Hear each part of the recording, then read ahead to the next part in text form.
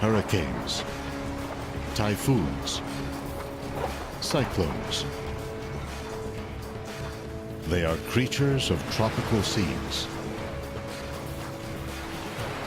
sweeping up heat-laden water, converting it to wind, rain, and waves.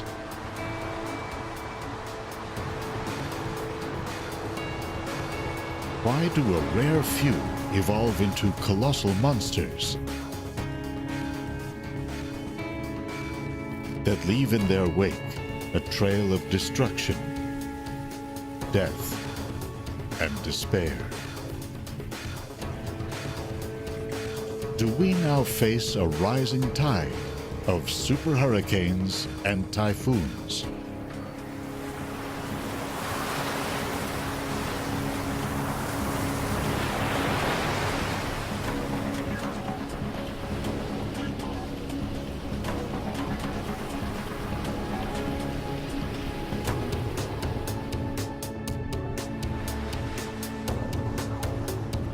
For millennia, we saw the oceans as mysterious wellsprings of nature's power.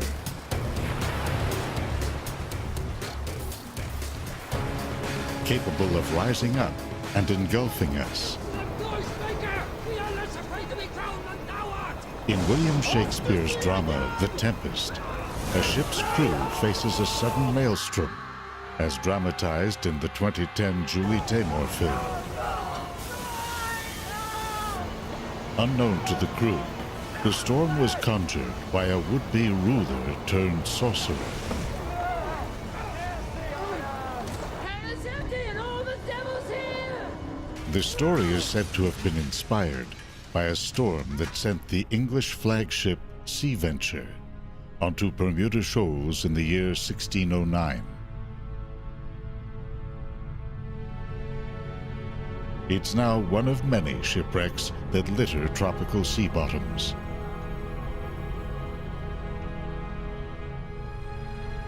So too, the history books are filled with stories of cities and towns caught off guard by the sudden onrush of a tropical storm.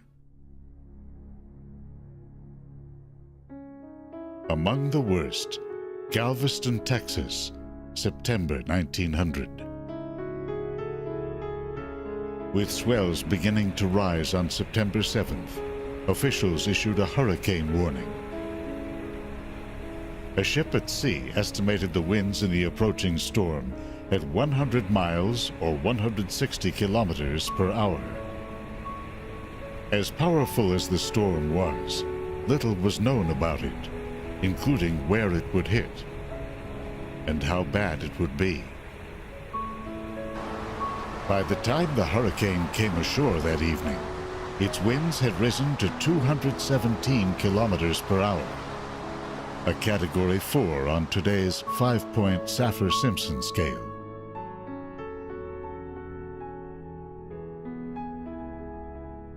In what is still to this day the deadliest natural disaster in American history, 8,000 lives, 20% of the island's population, were lost.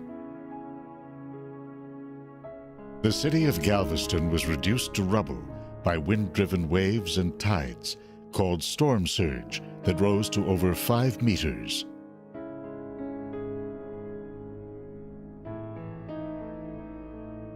Hurricanes, also called cyclones or typhoons, are giant rotating storms that feed on solar heat captured by tropical oceans. A rare few, like the one that hit Galveston, go beyond the norm to marshal the extreme power of the seas.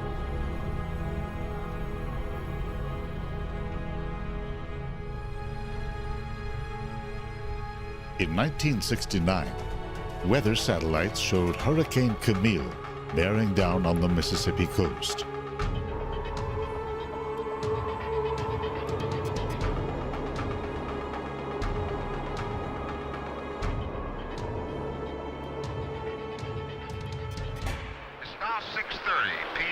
Sunday in Biloxi, Mississippi, and the hurricane is really beginning to be felt here.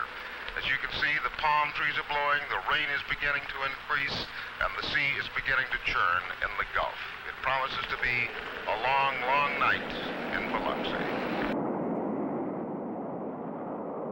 The storm intensified suddenly as it hit land, with Category 5 winds of over 300 kilometers per hour, and a storm surge that reached 8 meters high. Camille wrecked the coastline and drowned 143. Sweeping inland, it brought floods to the mountains of Virginia that killed another 113.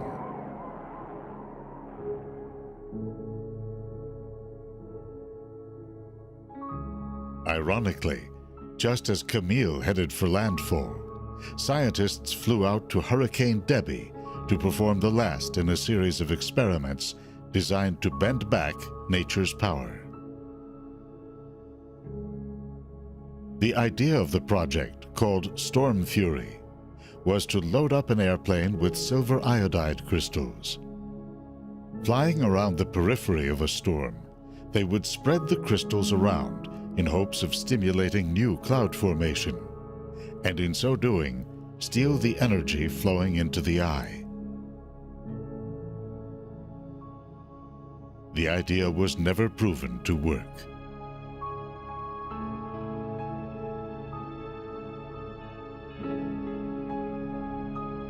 We now see hurricanes, typhoons, and cyclones as the product of climate systems on a much larger scale. Water and wind, oceans and land.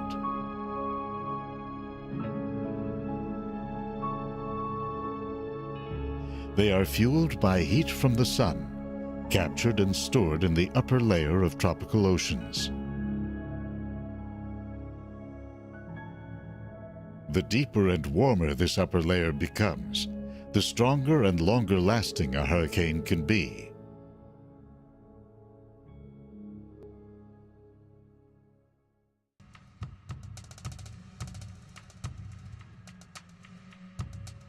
In the Atlantic Ocean, they often begin their lives over mountains in East Africa.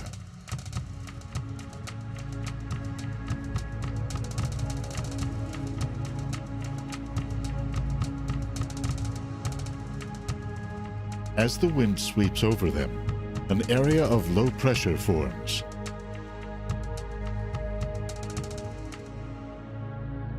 It travels across the Sahara Desert,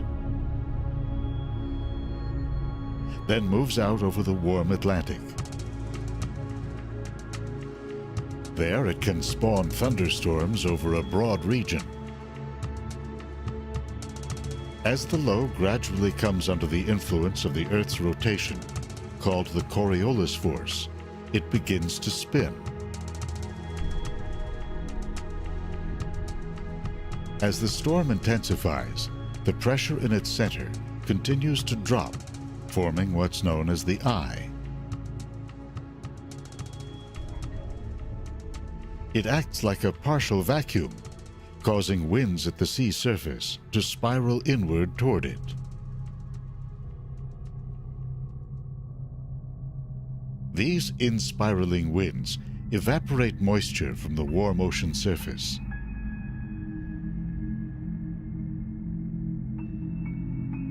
As they near the eye, they veer upward, producing clouds and rain.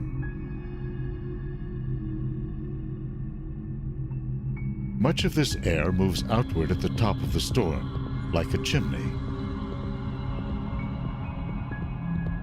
Some flows back down into the center, causing the eye to dry out and become clear.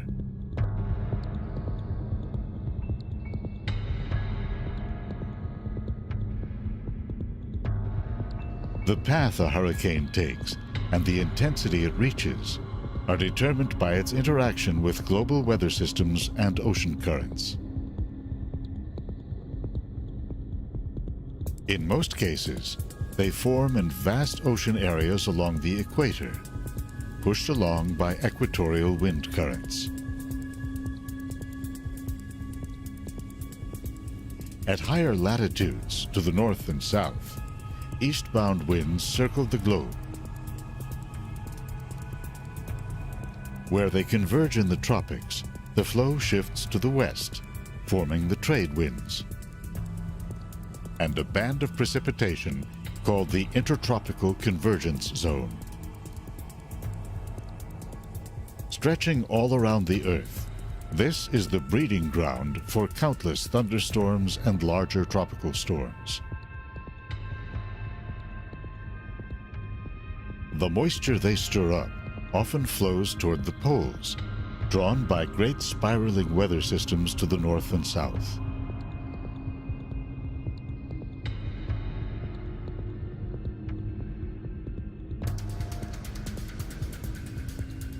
When the tropics flare up, a fleet of satellites monitors the activity and sends down a wealth of data about the state of the oceans and the atmosphere.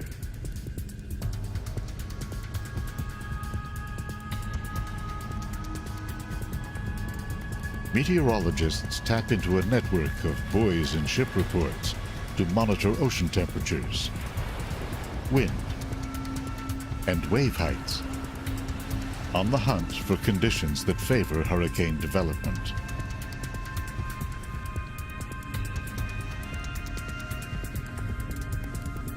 From all this data, meteorologists have improved their ability to forecast the twists and turns of a hurricane's path.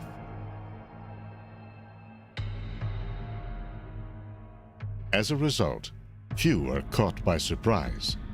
From shipping companies to coastal businesses, local and state governments, and the public at large. And yet, the challenge of protecting life and property is only getting worse. Lately, scientists have been computing the risks and running the probabilities of a terrible growing conflict between humans and nature. Quite simply, more and more people are moving to coastlines around the world, drawn by a combination of jobs and lifestyle. In the United States, for example, 39% of the population lives in coastal counties. A Columbia University report takes a global look at this trend by identifying major disaster hotspots. Bangladesh, the Philippines, the east coast of China, the east coast of North America,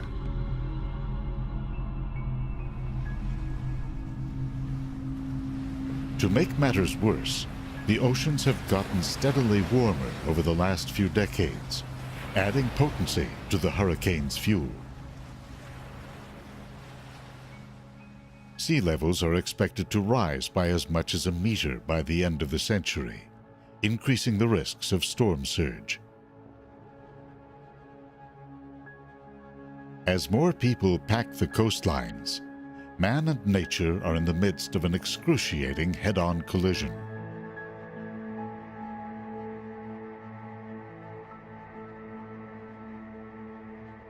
Hurricane Ike slammed into Galveston in 2008.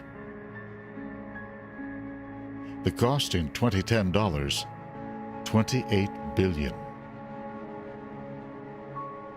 Andrew hit Miami in 1992. $45 billion. Sandy swept into New Jersey in 2012. $60 billion. Katrina in New Orleans, $106 billion. Not to mention the loss of thousands of lives. To help communities prepare, hurricane scientists are working to improve their ability to predict changes in a storm's intensity. To find out whether it will fizzle, bringing only wind and high surf.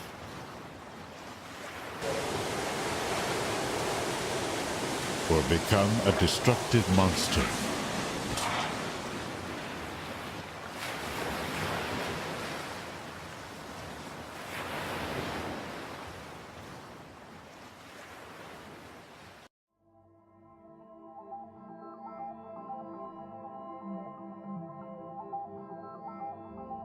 As large as a hurricane is, its behavior is subject to subtle shifts in wind and ocean currents,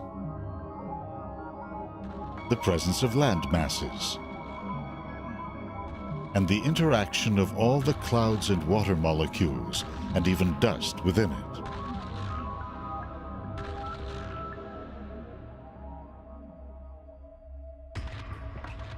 Scientists are zeroing in on a few key diagnostics.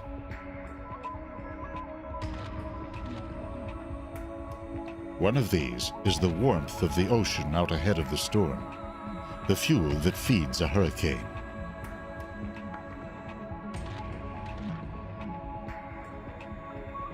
Because hurricanes draw water up from the deep, a warm and thick surface layer is crucial for the storm to reach high intensity.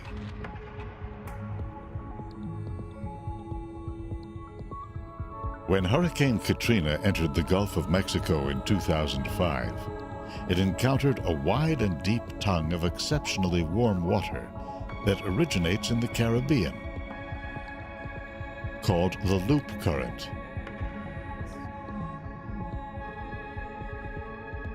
As Katrina moved over this current, its winds picked up speed, reaching 281 kilometers per hour, Category 5 status.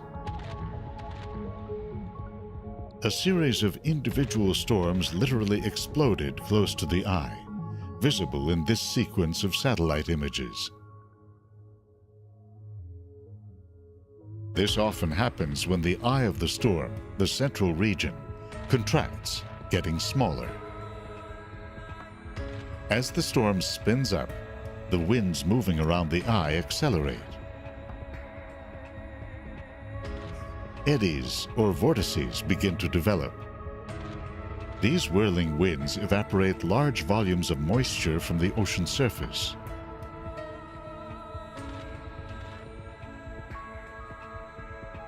That feeds the clouds and causes them to shoot to high altitudes. Because these clouds can be spotted from satellites, they are a sign that things are heating up.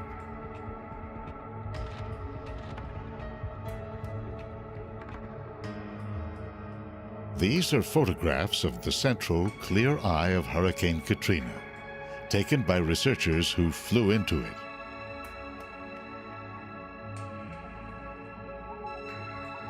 From this vantage point, a hurricane is a beautiful architecture of the skies, built from clouds that have erupted from the sea like bombs.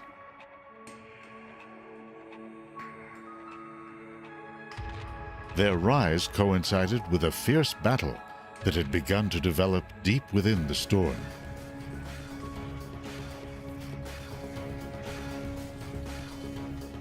In this satellite image, a microwave beam was used to slice through Katrina at the point of maximum intensity. Storms were rising all around the hurricane. In radar images since the 1980s, scientists have seen that even as a tight, clear eye wall forms, conditions can be so favorable for hurricane development that a second eye wall forms around it. That steals some of the inflowing air and causes the inner eye wall to fade away. The outer eye then contracts, forming a new inner eye. Through this process, strong hurricanes can go through cycles of weakening and intensifying.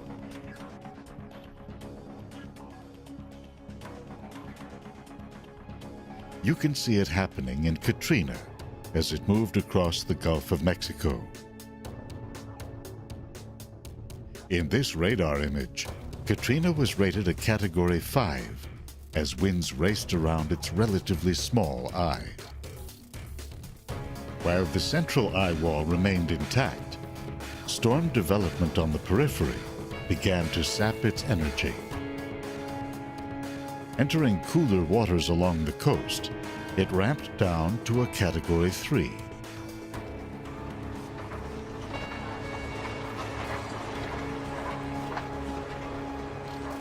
Even then, wind-driven waves breached levees that had been built to protect New Orleans and flooded the city.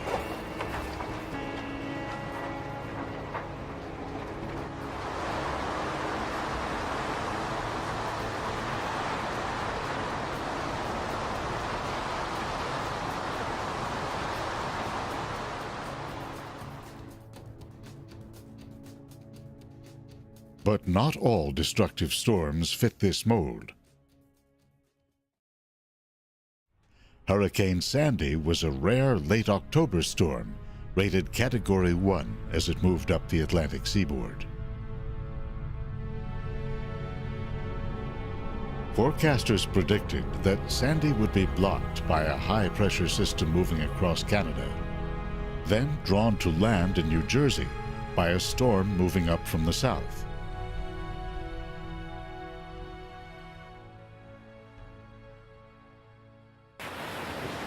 Based on that guidance, the HMS Bounty, a replica of the famous ship built for a Marlon Brando movie in 1960, sailed to the east.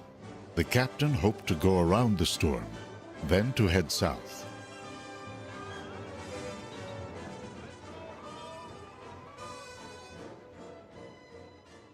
Instead, the ship sailed into the storm.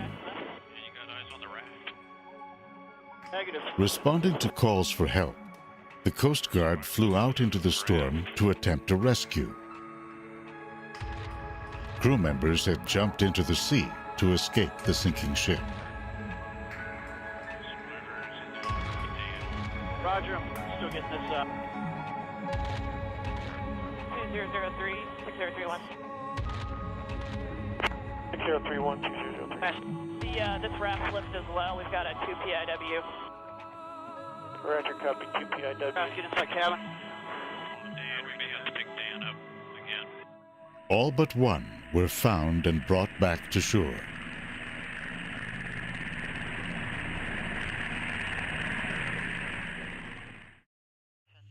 Looks kind of interesting. Okay. 2. As Sandy moved up the coast, it passed over the unusually warm waters of the Gulf Stream. That caused it to intensify to a more dangerous Category 2 storm. What about flying into that New thing? York flying right now. Besides us. Yeah, Yeah, looking wow. at some of that stuff just off to the left. Coast Guard will be flying. Coast Guard, yeah. To keep us out of the, A Hurricane Hunter aircraft from Keesler Air Force Base in Mississippi flew in to pinpoint its center to help determine where exactly it would make landfall and when. Look at the way the spray is blowing. Exactly. And then the bandings, and then it looks like they're just cut off right there. And then that could possibly be the center just ahead. Somewhere in that general area.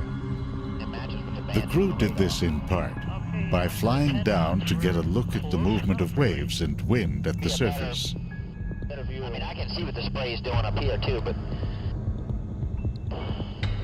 at 5 we can go off the aircraft winds.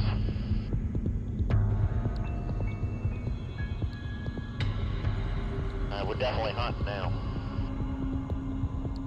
Well, it's nasty down there.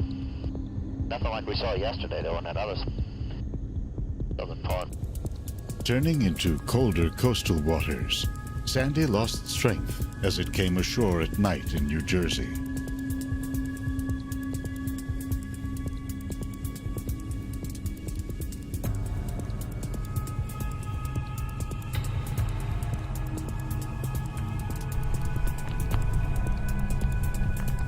But because it ran ashore at high tide during a full moon, Sandy delivered storm surge levels of about 4 meters, almost as high as Katrina.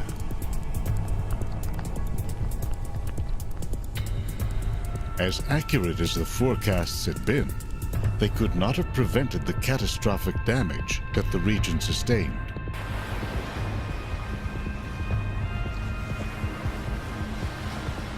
Community and government leaders have since proposed ambitious plans to mitigate the damage from future superstorms. From building on stilts to sealing off subway and train tunnels, and even leveling flood-prone communities.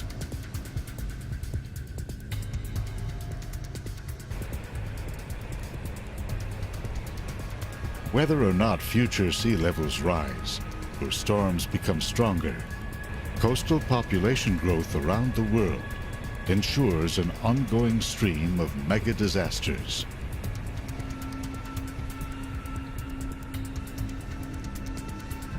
The latest, a typhoon called Haiyan, rose up for all to see in the western Pacific Ocean.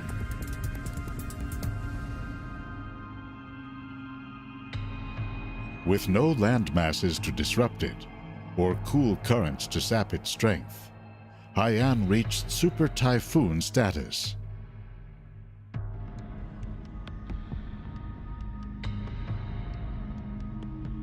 At landfall, surface wind estimates ranged from 200 to 300 kilometers per hour.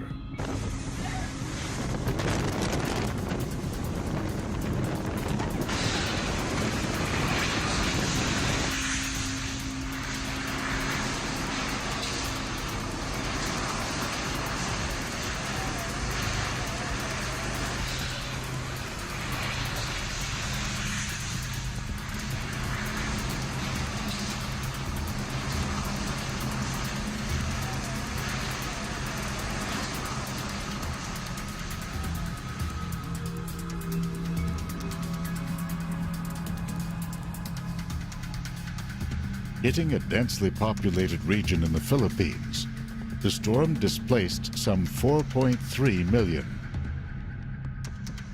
killed at least 6,000, destroyed crops, infrastructure, and 500,000 homes.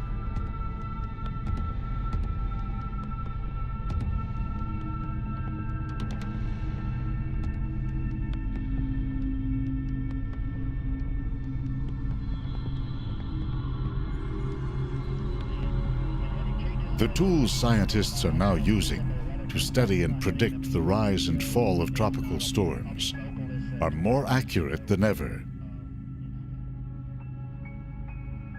Rainfall rates,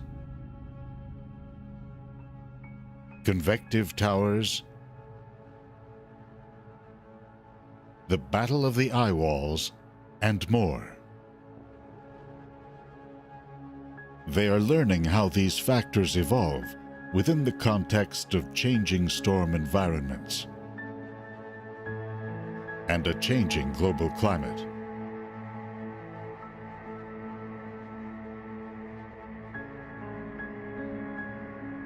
Devastating storms no longer seem to come from nowhere.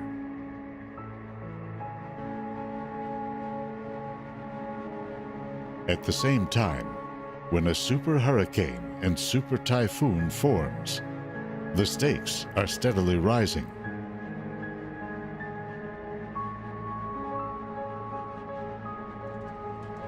For with each new storm season, we crowd ever closer to the shores.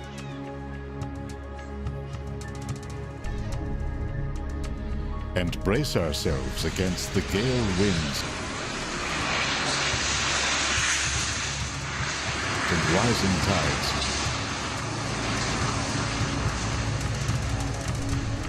Of a planet in motion.